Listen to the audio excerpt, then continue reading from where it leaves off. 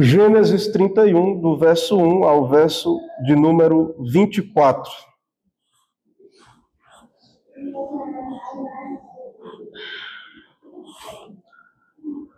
A palavra do Senhor nosso Deus diz assim: Então ouvia Jacó os comentários dos filhos de Labão, que diziam: Jacó se apossou de tudo o que era de nosso pai, e do que era de nosso pai, juntou ele toda esta riqueza.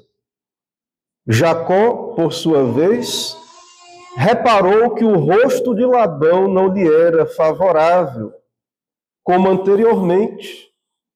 E disse o Senhor a Jacó: Torna a terra de teus pais e a tua parentela, e eu serei contigo. Então Jacó mandou vir Raquel e Lia ao campo para junto do seu rebanho. E lhes disse: Vejo que o rosto de vosso pai não me é favorável, como anteriormente, porém o Deus de meu pai tem estado comigo. Vós mesmas sabeis que com todo empenho tenho servido a vosso pai, mas vosso pai me tem enganado, e por 10 vezes me mudou o salário. Porém Deus não lhe permitiu que me fizesse mal nenhum. Se ele dizia: os salpicados serão o teu salário, então todos os rebanhos davam salpicados. E se dizia: os listados serão o teu salário, então os rebanhos todos davam listados. Assim Deus tomou o gado de vosso pai e mudeu a mim. Pois, chegado o tempo em que o rebanho concebia, levantei os olhos e vi em sonhos que os machos que cobriam as ovelhas eram listados, salpicados e malhados. E o anjo de Deus me disse em sonho: Jacó. Eu respondi: Eis-me aqui. Ele continuou: Levanta agora os olhos e vê que todos os machos que cobrem o rebanho são listados, salpicados e malhados, porque vejo tudo o que Labão te está fazendo. Eu sou o Deus de Betel, onde ungiste uma coluna, onde me fizeste um voto. Levanta-te agora, sai desta terra e volta para a terra de tua parentela. Então responderam Raquel e Lia e lhe disseram: Ainda para nós parte ou herança na casa de nosso pai? Não nos considera ele como estrangeiras, pois nos vendeu e consumiu tudo o que nos era devido. Porque toda a riqueza que Deus tirou de nosso pai é nossa e de nossos filhos. Agora, pois, faze tudo o que Deus te disse. Então se levantou Jacó e, fazendo montar seus filhos e suas mulheres em camelos, levou todo o seu gado e todos os bens que chegou a possuir, o gado de sua propriedade, que acumulara em Padã-Arã, para ir a Isaque, seu pai, à terra de Canaã. Tendo ido Labão fazer a tosquia das ovelhas, Raquel furtou os ídolos do lar que pertenciam a seu pai. E Jacó logrou a Labão, o arameu, não lhe dando a saber que fugia. E fugiu com tudo o que lhe pertencia. Levantou-se e passou o Eufrates e tomou o rumo da montanha de Gileade. No terceiro dia, Labão foi avisado de que Jacó ia fugindo. Tomando, pois, consigo a seus irmãos, saiu-lhe no encalço por 7 dias de jornada e o alcançou na montanha de Gileade. De noite, porém, veio Deus a Labão, o arameu, em sonhos, e lhe disse: Guarda-te, não fales a Jacó, nem bem, nem mal. Amém. Vamos orar, irmãos. Senhor, nós te adoramos em espírito e em verdade. Nesse momento de adoração, queremos ouvir a tua voz, que fala conosco por meio da palavra.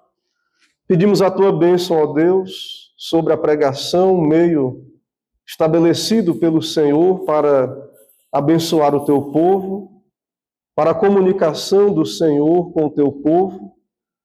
Ó Deus, dá-nos ouvidos para ouvir. Atrai, ó Deus, o nosso coração a Cristo por meio do texto bíblico, da palavra do Senhor, e que somente o nome do Senhor seja exaltado em abençoar o teu povo, em conceder graça e misericórdia ao teu povo. Ó Deus, em atrair também os pecadores ainda distantes para junto do Senhor, segundo a tua vontade. Nos abençoa, é o que oramos e pedimos em nome de Jesus. Amém. Amém.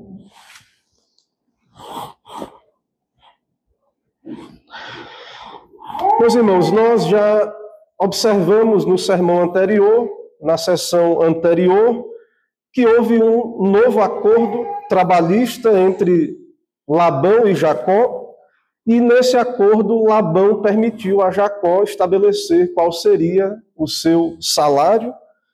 E então nós vimos que foi interessante para Labão, devido ao fato de, sim, havia uma revelação de Deus, ordenando a Jacó escolher os animais mais exóticos. Então pareceu bem a Labão aquele salário, pareceu vantajoso para si que Jacó então tivesse como salário e rendimento aqueles animais malhados, listados e salpicados. Nesse capítulo que temos diante de nós, nós então veremos a fuga de Jacó ou a sua partida de Harã em direção à terra de Canaã. E então, claro, é evidente, não foi sem motivo que Jacó foi para Harã, permaneceu o tempo que Deus quis que ele permanecesse, e no tempo devido, ordenado por Deus, debaixo da orientação de Deus, Jacó então parte de Harã, e de fato Jacó é o homem de Deus, é o homem da aliança, como crente que é, ele é obediente às ordens de Deus. Tudo que ele faz então é guiado pelo Senhor, em obediência ao Senhor. E no nosso caso aqui, o Antigo Testamento, eram revelações, sonhos que Deus dava ao seu servo. Era assim que o Senhor falou aos patriarcas, falava aos patriarcas, e isso é palavra de Deus para Jacó, e ele tão somente obedece a Deus. Em meio a esse processo, nós já observamos e percebemos que não foi a sabedoria de Jacó, embora é um homem sábio, um homem astuto, não foi a sua sabedoria que lhe garantiu crescimento e prosperidade naquela terra. Deus o prosperou. De fato, uma revelação de Deus especial, uma bênção especial, uma bênção ligada ao pacto, como já observamos, é o homem da aliança, houve um pacto especial com Jacó em Betel, porque de fato, pela genética, naturalmente, de fato o salário de Jacó não seria grande coisa. O que ele pediu, os animais listados, malhados e salpicados como seu salário, de fato não são os animais de fato que seriam aqueles que nasceriam em grande quantidade. E mais ainda, Labão afastou esse tipo de animal do rebanho que Jacó cuidava. Ele colocou com seus filhos a uma distância de 3 dias. Então, não havia nenhuma condição natural, humanamente falando, debaixo do sol, né, sem considerar uma intervenção de Deus, de que Jacó então prosperaria naquelas condições. Mas o nosso texto é muito claro em dizer que há uma ação de Deus e Jacó recebeu a palavra de Deus e ele está plenamente convicto disso. Ele sabe o que está acontecendo, ele não fica ali inocente ou enganado ou iludido. Ele sabe o que está acontecendo, ele ouviu Deus, entendeu o que Deus disse Jacó entendeu a palavra de Deus. Deus o iria abençoar e prosperar ali. Ele sabe o que tem que fazer, porque Deus disse para ele, ele compreendeu, e ele foi e fez o que Deus disse. Ele agiu de acordo, pela fé, crendo na promessa de Deus, crendo nas promessas pactuais, nas promessas da aliança. O homem de Deus, então, ele age, ele obedece, e ele está plenamente convicto disso. Veja a assertiva aí de Jacó, que manifesta isso, está no verso de número 9. Veja o que Jacó diz: assim Deus tomou o gado de vosso pai e me deu a mim. Então Jacó, ele sabe que é uma ação de Deus. Deus fez isso, uma intervenção de Deus. Deus pagou o salário de Jacó. Dependesse de Labão, não tinha salário, não iria ser pago. O próprio Deus fez isso e Jacó reconhece isso que está acontecendo. No nosso capítulo, nós temos mais explicações sobre o pano de fundo do relacionamento que havia entre Labão e Jacó, e também entre Labão e as esposas, né, as suas filhas, as esposas de Jacó. Nós temos mais detalhes. É um relacionamento distante, frio, pelo que podemos ver claramente. Labão agia com astúcia, mudando o salário de Jacó, e então tudo isso, pela providência de Deus, vai precipitar o que vemos aqui nesse capítulo, que é a fuga de Jacó. Diante disso, irmãos, irei caminhar nesse texto a partir do tema Jacó foge de Harã. É o que veremos aqui, Jacó foge de Harã. Em primeiro lugar, dos versículos de número 1 ao versículo 3, nós vamos ver as razões para a fuga. Por que Jacó foge de Harã? Por que Jacó iria desejar? Nós sabemos, é claro, à luz de toda a revelação, que há uma promessa ligada a Canaã, nós sabemos de tudo isso. Mas Jacó está num bom momento, Deus o prosperou, ele está bem. Deus lhe deu matrimônio, ali a terra das suas esposas. Por que Jacó, então, foge, né? É o que nós vamos ver, então, do versículo 1 ao versículo de número 3. E é muito claro, e tem que estar aí evidente para você, que Jacó foge ou vai embora, ou sai de um lugar para outro, porque Deus mandou, por ordem de Deus. Deus falou com Jacó, determinou isso, e Jacó, então, responde. Veja o verso 3, se não é assim. E disse o Senhor a Jacó: torna a terra de teus pais e a tua parentela, e eu serei contigo. Esse é o motivo principal, então, de Jacó encerrar o seu tempo de trabalho, o seu tempo de serviço, né? Acabar o tempo de serviço. Não havia ali, né, um código de trabalho, um contrato de trabalho formal, havia um acordo. Então, é rompido os laços aí de patrão e empregado, no caso, e Jacó irá voltar para a terra da promessa. Então, Jacó é o homem de Deus, é o homem da aliança, ele tem comunhão com Deus, ele é consciente da bênção de Deus, da proteção de Deus, da direção de Deus para a sua vida, e esse é o momento de partir, e o que significa o fim do serviço ao seu tio, sua separação, levando sua família e todos os seus bens. E claro, Jacó é o patriarca, é o líder da sua casa, e necessita do apoio de suas esposas, e que veremos irão o acompanhar, claro, irão como auxiliadoras que são, irão o acompanhar, e veremos também que há motivos bons para que as esposas de Jacó apoiassem a sua partida. Então, há boas razões. Também temos razões aí no versículo 1 e no versículo de número 2. Temos mais razões aí. Em primeiro lugar, uma segunda razão aí, primeiro Deus deu a ordem, mas nós temos também a fala, os comentários dos filhos de Labão. O que é que eles diziam? Está aí no versículo 1. eles levantavam suspeições sobre o modo como Jacó havia enriquecido. Veja o que eles dizem.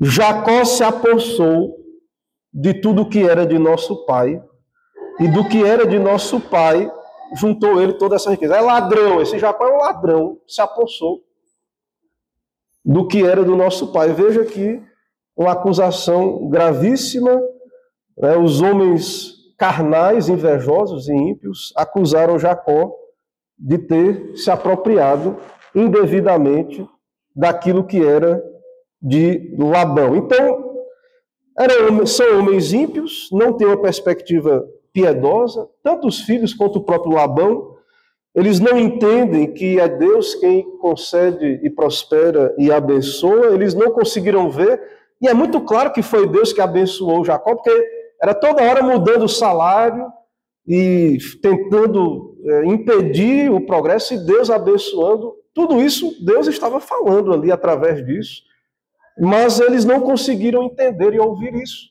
Labão não conseguiu entender os seus filhos porque são homens maus, homens ímpios, homens carregados de impiedade, de inveja.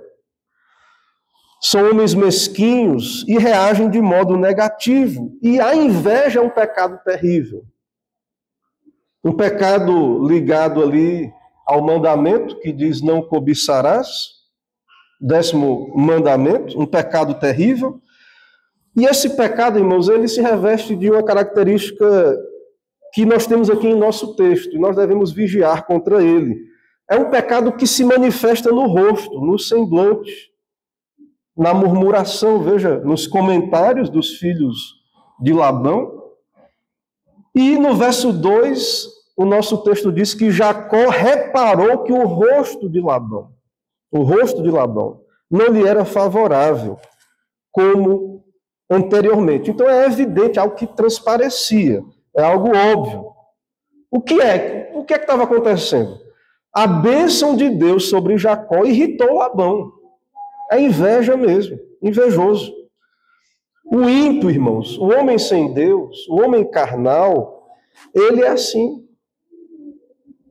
Ele fica indignado com a bênção de Deus, a bênção do pacto, a graça especial, a bênção especial de Deus sobre os justos. E eles então reagem de modo desfavorável, como os filhos de Labão, e o próprio Labão agiu também, tentando impedir o progresso do servo de Deus, do povo de Deus. É assim o mundo, é assim Satanás. É assim que acontece no mundo também. Essa mesma cena vai ser vista no povo de Israel mais na frente, lá no Egito. O povo está lá, Deus abençoa o povo em meio à opressão, o povo cresce, multiplica, prospera, e Faraó é mais opressão. Eles têm que catar o restolho agora também. Oprime mais, manda matar os filhos homens, e tentando oprimir o povo, impedir o seu avanço, impedir o seu progresso, porque eles são tomados de inveja, de todo tipo de sentimento negativo. E isso é uma rebelião contra Deus, contra a bênção de Deus, contra a bênção da aliança. Então, Jacó está debaixo de uma servidão na casa de Labão, de uma opressão, de um patrão que está o oprimindo. E isso é um tipo da condição do homem, no caso do povo de Israel no Egito, e da condição do homem não regenerado, do eleito, daquele que é o eleito de Deus. O mundo odeia a salvação de Deus, a bênção de Deus, e ele vai tentar impedir a bênção de Deus, o progresso do servo de Deus, da igreja. Isso veremos mais, obviamente, ali na questão do resgate de Deus do seu povo na terra do Egito. A reação de Faraó e tudo que temos ali mais na frente na história da redenção. Então, a bênção de Deus, apesar de toda oposição, revela que Jacó é o homem de Deus. E, finalmente, veremos, ele será liberto desse serviço cruel, dessa servidão de Labão. E como o texto indica, Labão é ímpio E para Labão tudo era dele, né? As coisas de Jacó eram dele. Tudo era dele. Os bens, as esposas, os filhos. Nós sabemos, na verdade, que tudo é do Senhor, Salmo 24, né? Do Senhor é a terra e a sua plenitude. O Senhor concede a quem quer, na sua providência. O Senhor, soberanamente, então, fez essa transferência de propriedade. Ele tirou os rebanhos de Labão e os deu a Jacó. E isso causou inveja nos ímpios ali, nos homens carnais. E, como disse, lançaram suspeições sobre Jacó. E aí tudo que já falamos, né? Mudança de atitude da parte de Labão, Jacó percebe, tudo isso que aponta, então, para o pecado da inveja, tudo isso que temos aí. E tudo isso, claro, está debaixo do governo de Deus, é do propósito de Deus que Jacó passe por isso. E, finalmente, ele será liberto dessa condição, recebe ordens para sair. O Senhor vai salvar o seu servo, vai libertar o seu servo. Isso aponta, claro, para a redenção de todo pecador, da redenção do Egito, a salvação que é de Cristo. Cristo salva o seu povo, é o único Salvador e Senhor, e salva o seu povo da opressão desse mundo, de Satanás, do pecado, e até mesmo libertações temporais, né? Isso pertence a Cristo, ele é o único Salvador e libertador nosso. Sabemos que tudo está nas suas mãos, no seu governo, salvar. Então nós vimos aí, em primeiro lugar, as razões, os motivos para fugir ou para a fuga de Jacó. Em segundo lugar, nós veremos dos versos 4 a 16, a conversa de Jacó com suas esposas e o acordo para a fuga. O acordo entre Jacó e as suas esposas, as suas auxiliadoras, suas mulheres aí, está do verso 4 em diante. Jacó manda vir Raquel e Lia ao campo para junto do seu rebanho. Nós vimos toda aquela situação, claro que cada uma tinha uma tenda, né? Havia uma certa rivalidade entre as irmãs. Então Jacó manda vir ao campo e então Jacó expõe os fatos diante das esposas, ele expõe a situação. E há uma sabedoria de Jacó aqui, porque Jacó é o patriarca, é o líder, ele está debaixo de uma ordem de Deus, ele precisa, claro, obedecer, mas Jacó age com muita sabedoria, ele sabe que precisa de apoio para a fuga. Então nós podemos ver aqui um Jacó mais experiente, piedoso em seus procedimentos, embora seja o chefe, o líder, sabe que esse tipo de decisão requer apoio, e ele então apresenta o caso às suas mulheres, e ele dá a interpretação do que aconteceu. Jacó apresenta os fatos e interpreta teologicamente, de uma perspectiva de Deus, do Deus que serve, o Deus de Israel, o que de fato se passou ali naquele contexto. Então, do verso 4 ao verso 16, há esse diálogo. Ele expõe aí, no verso 5 ele diz: vejo que o rosto de vosso pai não me é favorável como anteriormente, porém o Deus de meu pai tem estado comigo. Então há a interpretação teológica, bíblica da situação. Jacó diz: eu tenho sido fiel ao vosso pai, no verso 6. Vós mesmos sabeis que com todo empenho tenho servido a vosso pai. Tenho sido fiel, estou de consciência tranquila. Mas existe uma parte infiel, verso 7. Mas vosso pai me tem enganado, e por 10 vezes me mudou o salário, porém Deus não lhe permitiu que me fizesse mal nenhum. Há uma parte fiel, que é Jacó, e há uma parte infiel, que é Labão. Então, nessa separação, tem uma situação clara. Há uma parte infiel, claramente, e não é Jacó. Jacó está expondo isso às suas mulheres. E também deixa claro que não é pior a situação dele, da sua casa, porque Deus, a proteção de Deus está com ele. E não permitiu que Labão lhe fizesse mal nenhum, como ele diz.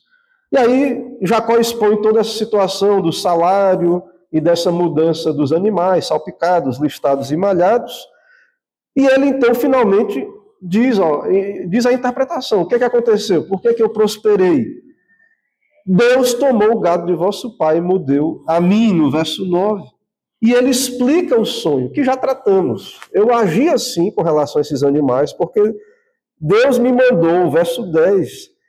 Eu vi no sonho esses animais, e o anjo de Deus me disse: levanta agora os olhos e vê que todos os machos que cobrem o rebanho são listados, salpicados e malhados. E Deus disse, porque vejo tudo que Labão te está fazendo. Deus fez justiça, Deus está fazendo justiça. Labão tentando, e Deus, vou equilibrar as coisas. Então Deus interviu a favor de Jacó. E por que o Senhor fez isso? Verso 13, por causa do pacto. Eu sou o Deus de Betel, por causa da aliança. Eu sou o Deus de Betel, onde ungiste uma coluna e fizeste um voto. Levanta-te agora, sai desta terra, volta para a terra da tua parentela. Então Jacó conversa com as suas esposas, ele apresenta todo o fato, fui fiel, está aí a situação do vosso pai. E então é muito clara a situação, pela misericórdia de Deus, está em boas condições, prosperou, mas está aí todo esse quadro apresentado por Jacó. De fato, irmãos, há uma situação teológica maior que temos apresentado aqui, há uma salvação de Deus, uma preservação de Deus, que aponta para Cristo, obviamente, e há algo muito interessante no padrão de redenção bíblico. O Senhor permite o seu povo ser oprimido, ser escravizado, permite o seu povo, então, passar por essa condição. Há um tempo devido em que o Senhor intervém e liberta o seu povo. Essa libertação acontece em meio a muita dificuldade, oposição do mundo, de Satanás, do mundo, do pecado, dos ímpios, mas ainda assim Deus salva o seu povo. E há uma coisa que acontece também na redenção, na história da redenção, que é Deus faz justiça ao seu povo, ele equilibra as coisas no sentido em que esse povo que foi escravizado e oprimido, ele não sai de mãos abanando, não. Depois de servir, trabalhou, serviu, ele não sai de mãos abanando, não. Que é o caso aqui de Jacó e será o caso de Israel lá na frente, quando for sair do Egito. Lembra quando Israel saiu do Egito? Deus disse para o povo de Israel: peça cada mulher ali a sua vizinha, e eles vão dar objetos de ouro, roupas. Eles saíram com despojos do Egito. Eles saíram com despojos. O povo de Israel, no futuro, quando ouviu esse relato de Gênesis aqui, de Jacó, ele podia se lembrar da própria situação deles lá, quando eles saíram do Egito. A Bíblia, em outras partes, fala sobre isso. Eu acho interessante isso. Eu vejo como algo curioso e que as coisas são assim mesmo. Como Deus diz, elas são. Deus cumpre essas coisas. Eclesiastes, no capítulo 2, verso 26, o sábio Salomão, inspiradamente, falou: porque Deus dá sabedoria, conhecimento e prazer ao homem que lhe agrada. Aí veja agora o que Salomão vai dizer. Mas ao pecador dá trabalho, para que ajunte e amontoe, a fim de dar àquele que agrada a Deus. Também isso é vaidade e correr atrás do vento. Há uma situação na providência de Deus que Salomão observou, uma situação na providência em que Deus governa os eventos de um modo que acaba que o ímpio, ele trabalha e tudo, e finalmente o justo, ele é abençoado por Deus, e às vezes por esse meio aí. É o que também o próprio Salomão, em Provérbios 13, 22, veja o que ele diz lá, Provérbios 13, 22. O homem de bem deixa herança aos filhos de seus filhos. O homem de bem deixa herança aos filhos de seus filhos. Mas agora veja o que ele diz na segunda parte, aí do Provérbios 13, 22.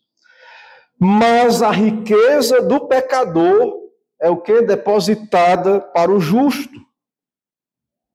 E qual o motivo disso? Qual o motivo? Deus faz isso. Está no versículo 12 do nosso capítulo 31 de Gênesis, quando Deus dá ordem para Jacó sair,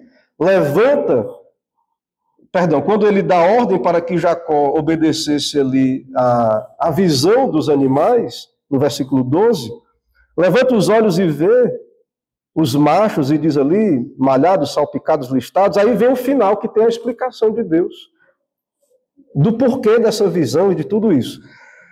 Porque vejo tudo que Labão te está fazendo. Deus está vendo, há uma providência de Deus. Deus está vendo, e Deus então é como se ele intervém, equilibra estas coisas. Isso não é aleatório, irmãos. Há uma providência que governa todas estas coisas. Então, Labão, que aqui no nosso texto tipifica o ímpio, que tenta tornar a vida de Jacó mais difícil, lá no Egito, lá Faraó, tentando dificultar a vida do povo, e aí cada vez mais o Senhor concedia a sua bênção. E fica evidente que é a bênção de Deus que prospera o seu povo, que abençoa o seu povo. Não é Jacó, não é o povo lá que estava escravizado no Egito. E o Senhor conecta essa bênção ao pacto, quando ele diz no verso 13, eu sou o Deus de Betel. É graça especial, não é providência ordinária. Deus é bom para com todos, né, de modo geral. O Senhor manda chuva sobre justos e injustos. Há uma providência, uma bondade geral. O ímpio também prospera. Mas o que o Senhor está dizendo é que há uma bênção pactual, uma bênção da promessa. Eu sou o Deus de Betel, onde tu me fizeste um voto. Então Deus, por graça, abençoa a fidelidade, a obediência do homem da aliança. Então tudo isso é exposto aí diante das suas esposas. E então é dito, essa bênção é por conta de tudo isso. E essas mulheres então observam isso e creem também dessa maneira. As esposas respondem, e elas estão de pleno acordo. Isso está no verso 14. Então responderam Raquel e Lia e lhe disseram, ainda para nós parte ou herança na casa de nosso pai? E aí elas dizem o modo que eram tratadas no verso 15. Não nos considera ele como estrangeiras, pois nos vendeu e consumiu tudo o que nos era devido. Então as filhas também percebem essa frieza. Na antiguidade, o comum era as mulheres, as filhas, as esposas, tentarem manter boa relação com os pais e com os irmãos para proteger de maridos ruins, maridos maus.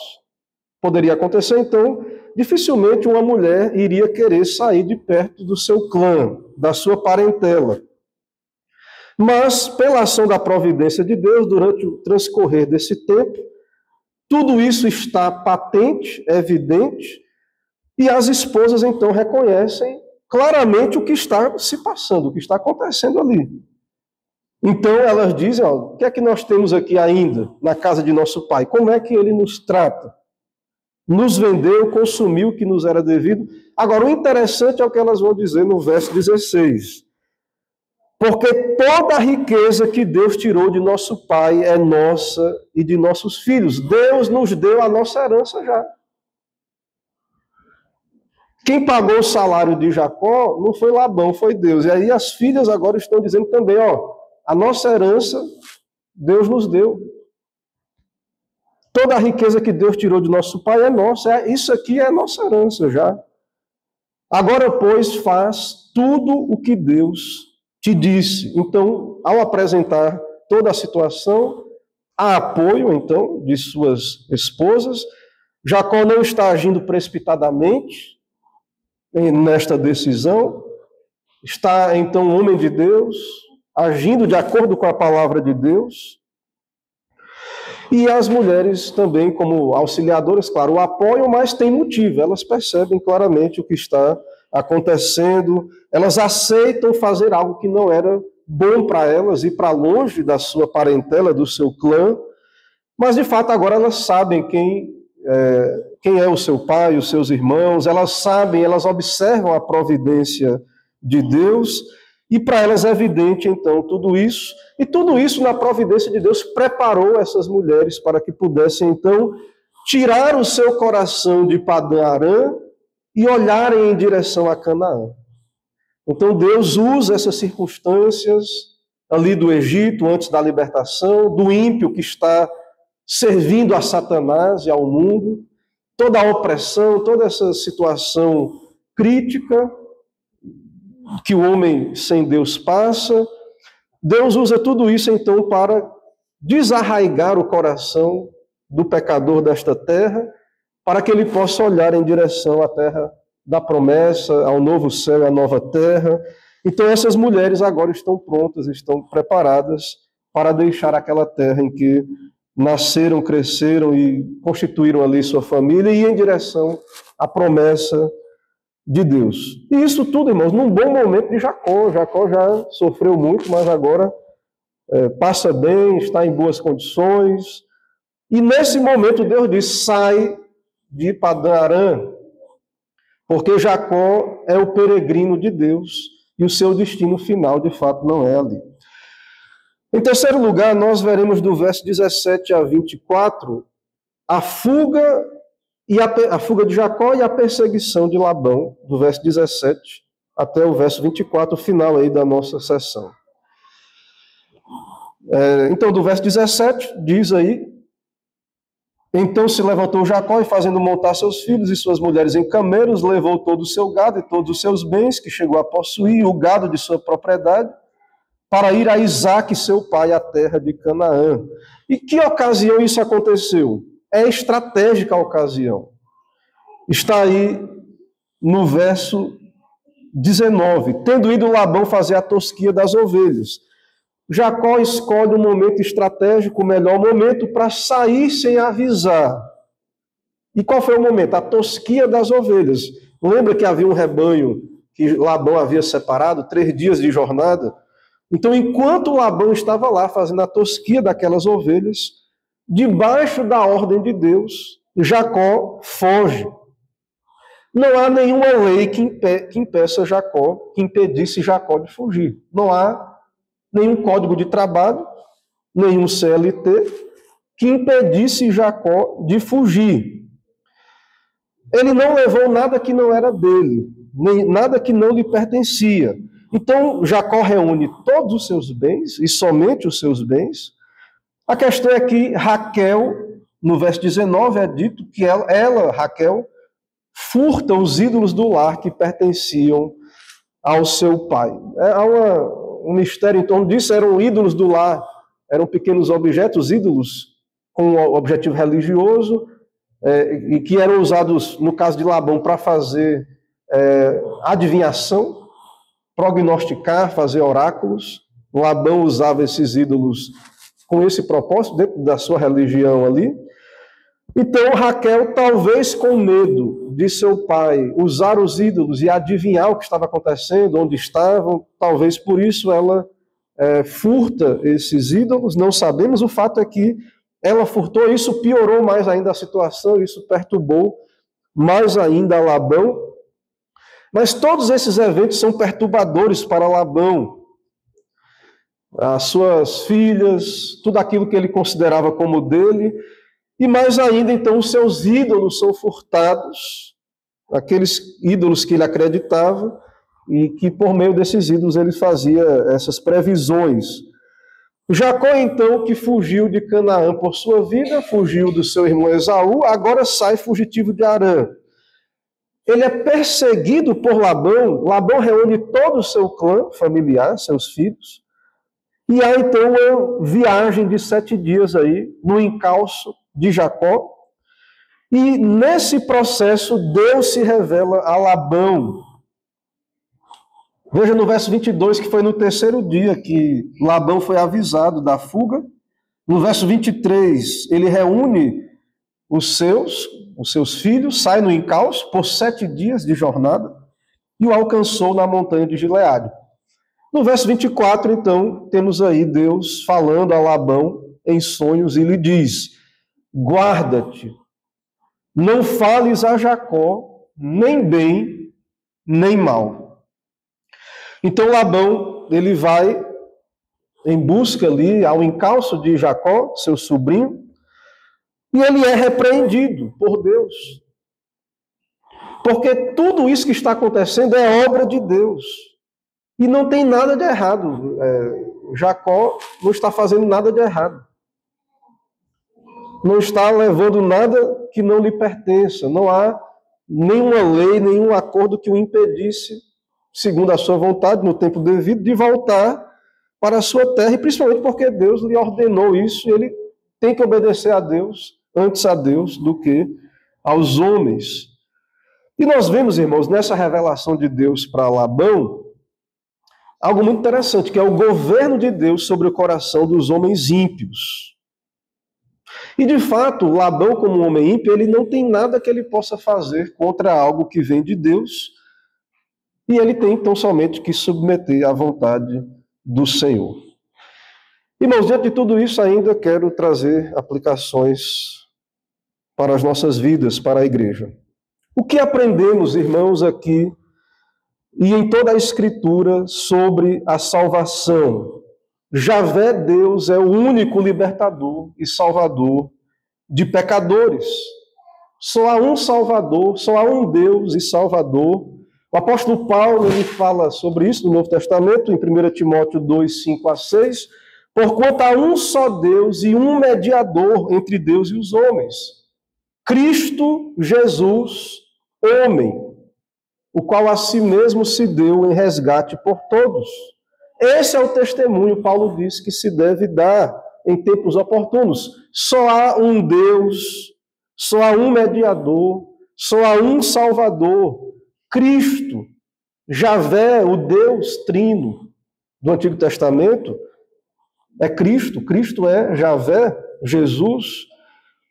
Então nós sabemos que só há um Salvador, um Deus. E o que está acontecendo com Jacó, o que acontecerá com Israel no Egito, na saída de Israel do Egito, tudo isso aponta para essa redenção de Jesus Cristo. Então nós temos aqui prefigurada a obra da redenção. Uma pequena salvação, uma pequena intervenção de Deus. Um homem oprimido ali, numa terra estrangeira, oprimido ali pelo seu sogro, ali, pelo seu parente, Deus o liberta. Essa obra será melhor ilustrada quando Deus tirar o seu povo da terra do Egito. No contexto do Antigo Testamento, o grande evento que ilustra a redenção é quando Deus tira o povo do Egito. Então aqui nós temos um tipo do que acontecerá lá no Egito com Moisés tirando o povo do cativeiro. E Israel, ao ouvir esse relato, deveria fazer essa conexão. E nós devemos fazer essa conexão. E nós, agora que temos o Novo Testamento, por meio dessas redenções históricas, na história da redenção, nós devemos olhar para a maior redenção, que é de Cristo. O Senhor Jesus, o Senhor Deus, liberta o seu povo da opressão, do grande cativeiro de Satanás e do mundo, e chama o seu povo salvo, povo liberto, para ir em direção à terra prometida, para adorá-lo, para servi-lo, para obedecê-lo.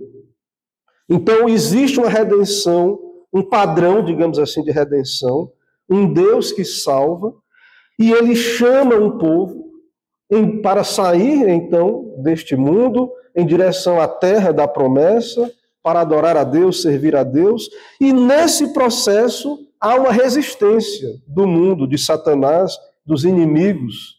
E há também, temos aí um certo padrão, como vimos no nosso texto, uma transferência de propriedades aí, uma bênção de Deus, uma justiça que Deus faz. Eles recebem o fruto do seu trabalho, Deus abençoa e não saem de mãos abanando. Deus intervém e é por isso que há salvação.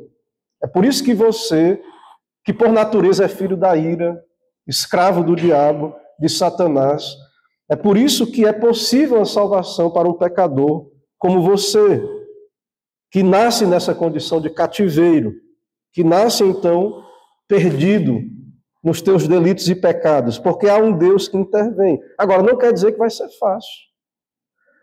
Não quer dizer que o mundo tentará te iludir, Satanás, mas finalmente Deus irá vencer, usando os seus meios, a convicção de pecado, te conduzindo aos pés da cruz de Cristo, pela pregação, te libertando então. Então essa é a redenção que nos alcançou e que haverá de alcançar os eleitos que ainda não foram salvos. Mas não é algo pacífico, irmãos, a salvação.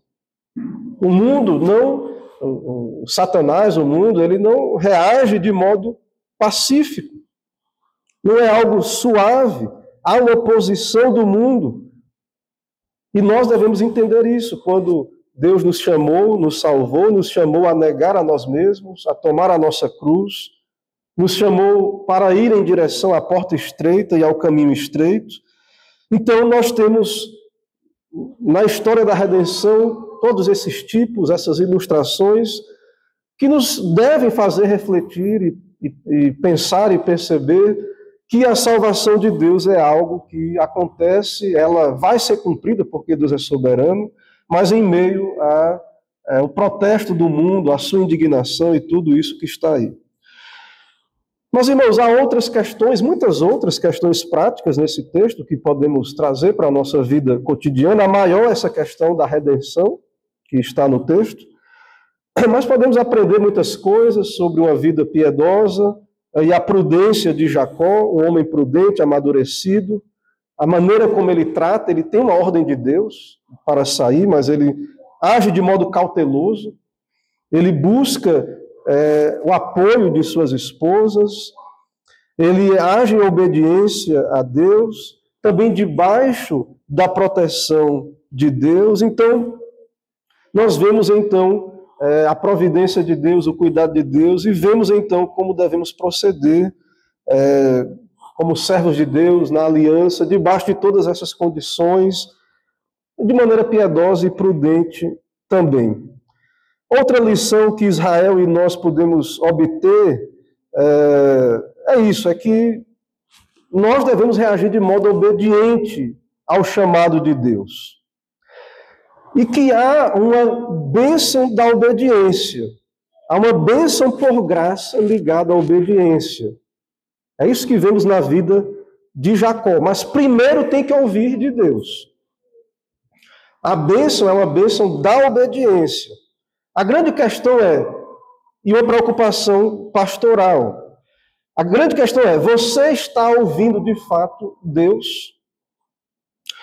E isso é muito importante, é algo fundamental. Cristo, no Novo Testamento, ele diz, as minhas ovelhas ouvem a minha voz e eu as conheço. E elas me seguem, e lhes dou a vida eterna, e jamais perecerão. Então, na estrutura de salvação, há uma revelação, Deus fala, e os eleitos, as ovelhas, aqueles que são de Deus, ouvem, e obedecem, e seguem, e estão preservados, jamais perecerão. Ninguém as arrebatará da minha mão. E diante disso, irmãos, e vimos aí que o meio de graça para Jacó foi sonhos. Deus falou com ele, não tinha o cânon fechado, Deus se revelou. Mas, diante desse texto, eu pastoralmente quero me dirigir aos irmãos, à igreja, uma preocupação pastoral sobre o conceito dos meios de graça, que é um conceito bíblico. Deus usa meios, Deus se revela, Deus estabelece meios para que obtenhamos graça, principalmente a palavra de Deus, a pregação, é o meio comum, ordinário de Deus. E então, muitas vezes nos questionamos por que não há resposta a estes meios. Cristo fala aqui, né? As minhas ovelhas ouvem a minha voz. Então nós devemos considerar nestas coisas. Jacó ouviu de Deus e executou. Ele ouviu a revelação de Deus, o que Deus ordenou. Que coisa louca, né? Animais listados, salpicados, malhados. E ele foi lá e executou tão somente o que Deus ordenou a ele. Era a vontade de Deus, era o que Deus queria. E Deus nos dá também ordenanças, meios de graça, a pregação, ouvir. E nós precisamos agir com fé. E há uma bênção ligada a essa obediência, uma bênção por graça. Então, eu observo, claro que no meio cristão em geral, há muitos que não creem nesse conceito de meio de graça, muitos no meio evangélico contemporâneo que não entendem, não creem dessa maneira, não têm uma doutrina dessa maneira. Isso é grave, mas eles têm essa questão de não ter um ponto doutrinário nesse sentido. Mas principalmente nós, irmãos, que cremos pela palavra de Deus neste conceito, cada um de nós, e você, igreja, deve se questionar sobre isso. Deus está falando, Ele fala pelas Escrituras, pela pregação.